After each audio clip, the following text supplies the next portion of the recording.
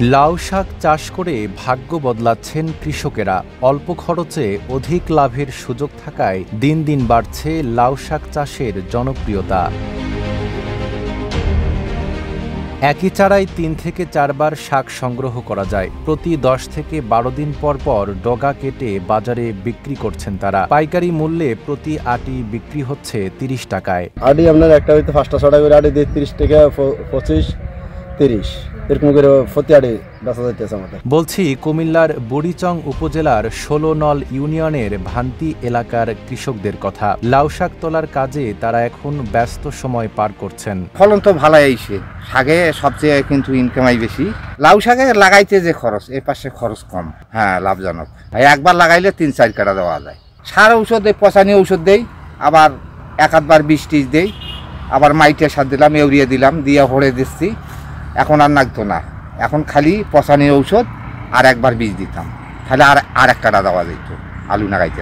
এক কাটায় বিক্রি হয়েছে, আগা টিপে হয়েছে ২৭,০০০ মতন, আর এই টিপে মাইসের বেচে দিছি ২৩,০০০ টাকা। আগে লাভ করতাম আর কি, লাভ করে দেখছি যে মনে হয় আমরা ফলনে কম আসে আমার।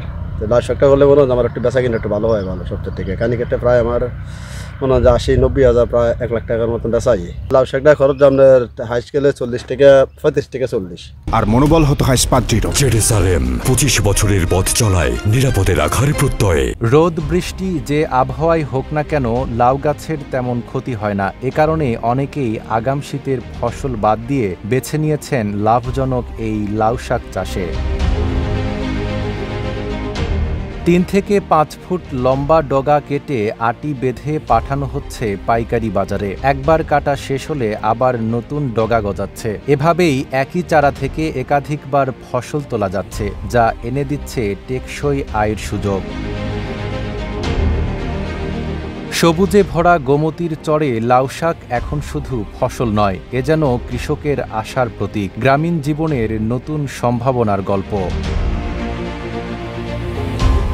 Desk report, Dhaka post.